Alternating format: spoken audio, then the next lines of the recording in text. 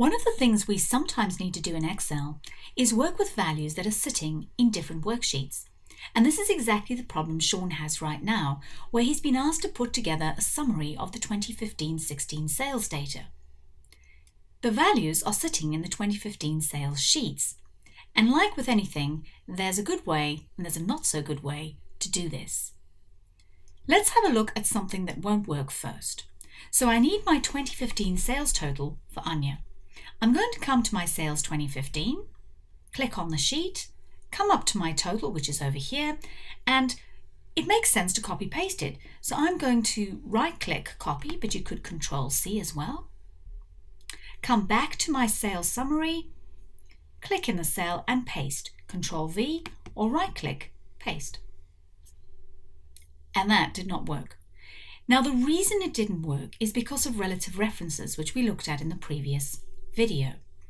When I have a look at the calculation in this cell, it says add up the 4 cells to the left of me.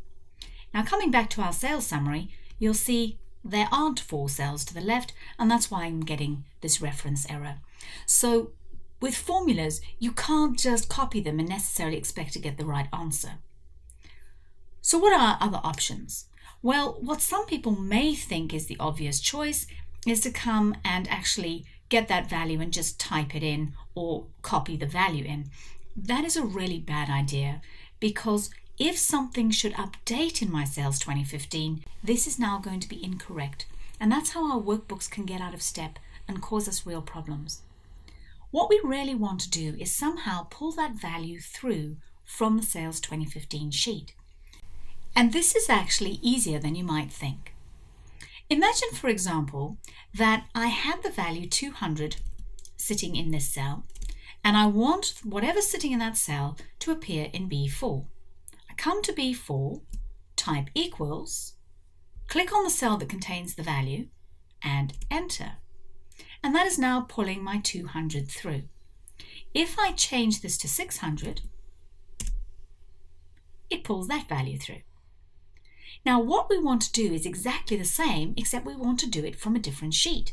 So the mechanics are identical. Let's just quickly get rid of this. Okay, so I click in B4, type my equals, come to my sales 2015, click on my total, and be very careful. Don't try and click back into the worksheet. Make sure you press enter.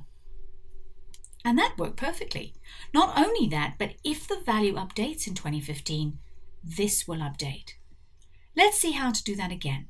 So click in C4, type equals. This time I want my sales 2016 total. So I'm going to come to here, click on it, and again press enter.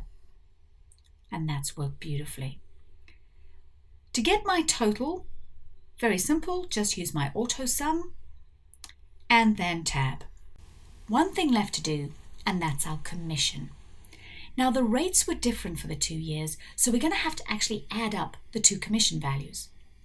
Pretty much the same thing we did before, except we're throwing a little calculation into the mix.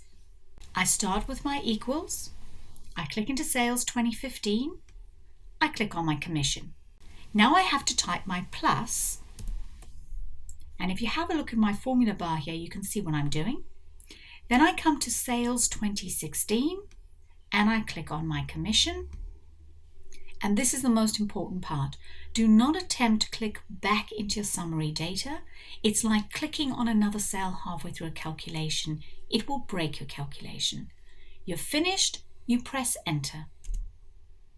Now I'm back in my workbook and my commission has been calculated.